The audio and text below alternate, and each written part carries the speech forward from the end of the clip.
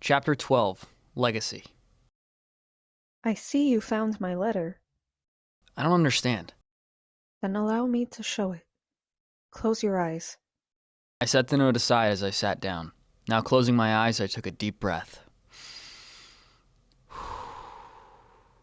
Silence took over until Satil's voice snapped me out of my trance. Welcome to Tython. The planet looked a lot different compared to when I visited. The Jedi Temple was no longer in ruins. Jedi roamed all around and the environment seemed more lush than ever. I could almost feel the balance within this place. A time of peace and harmony. Why did you bring me here? To show you our history. All I ask is for you to listen with an open mind. Okay, I'll do my best. What's your story?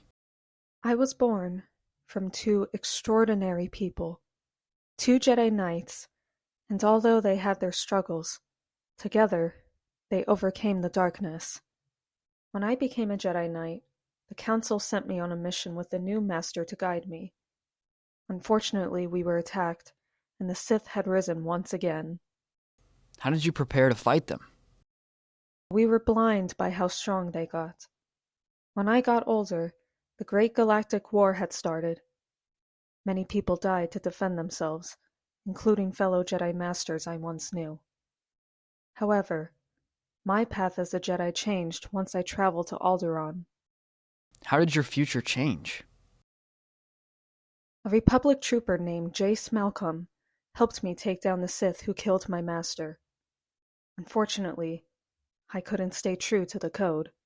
Wait, you broke it too? Yes, and as time went on, it was getting harder to keep our relationship a secret. The Jedi Council held me with high expectations and granted me the rank of Master. As for Jace and I, our relationship ended once I found out I was pregnant. What happened to your child? I told a former master of mine about my pregnancy and gave birth on another planet. After my son was born, I pleaded for my master to raise him as his own. As time went on, the Sith again grew stronger and caused the galaxy to go into a cold war. Our greatest threat nearly destroyed us. The Emperor. Precisely. What can you tell me about him? How was he defeated? His name was Vitiate. He was the most powerful Dark Force user I had ever known. His goal was to cleanse this galaxy and wipe everyone out. Sounds familiar. Seems like history tends to repeat itself. Did he ever obtain the power of immortality? Yes. He gained them through multiple Sith rituals, alchemy, and the transfer of his essence into new host bodies. The Cold War soon turned into the Great Galactic War. The casualties were hard for me to accept, so I resigned my title as a Grand Master and went into exile. Why would you do that? The Jedi needed you. How could you turn your back when the galaxy was in peril? It was not my destiny to defeat Vitiate. One Jedi Knight who we refer to as the hero of Tython succeeded. However, he wasn't entirely gone until an outlander came across him. Vitiate possessed him and threatened to rise again until the outlander sacrificed himself to stop him for good. Wow. This is a lot to process. I understand this is overwhelming. Is that why you brought me here? To show me that I'm doomed to fail and fail over again down a similar path unless I go back to my roots? All of our paths are different. I cannot say for certain where yours will lead. That is up for you to decide. My whole life I've been doing everything I can to survive. I'm tired of the unknown. I don't even understand the power I obtained on Voss. What good will it do if I don't know how to use it? You have gained a rare ability not many Jedi acquire. I will teach you how to use it. Satil waved her hand, transporting us inside a training room. Multiple Sith appeared, and I got into a fighting stance. Nothing prepared me for the many battles I was about to face. I failed, again and again and again. I sent a Jedi to fight an enemy even I did not understand. Our time has passed. This is your war to fight. You will decide the fate of the Jedi. What if I can't? Maybe I'm not meant to stop the Empire. If you struggle to stop someone like Vitiate, how can I defeat the darkness now? Why was I chosen for this task? Your success or failure will not merely decide the galaxy's fate. It will change everything forever. Trust in the Force. Trust in yourself. And know that hope prevails in the darkest of times. We will always be by your side to guide you. But it is time to rise up, Cal Kestis. I know in time, you will find your own way. Every instinct in my body was telling me to reach for my saber. I looked at the Sith around me, dead in the eye without hesitation. The two of them charged at me, but I raised my hands up and used the Force to hold them in place. If you wish to understand this power, you must give yourself to the will of the Force. While the Sith try to enslave it, it becomes our greatest ally. Let go of your fear and release it.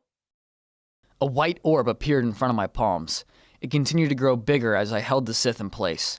The dark, ominous glow around them dwindled as my orb suit faded. They disappeared shortly after, as well as the other remaining Sith. Congratulations, Cal. You have learned a rare ability known as Force Light. By channeling the Force into withering blasts of energy, the darkness can either be diminished or destroyed permanently. It's incredible. I feel stronger already. However, you must use this ability with caution. A powerful dark side user will try to break the chain by draining your life force. You must be focused at all times to successfully hold up. I'll keep that in mind. Thank you, Master Satil. Good luck, Cal Kestis. May the Force be with you. And with you. By the time I resurfaced back up to the saloon, I was greeted with a flaming green ball. Seriously, Marin? Anika told us everything. Give me one good reason why I shouldn't burn you right now. I prefer not to be burned alive. Whose side are you on anyway? Will you two knock it off? She started it. Only because he deserved it. Hey, Marin, can you please burn something else besides my saloon? Marin gave me one final death glare before sauntering out of the saloon. You better hope your future kid isn't a girl.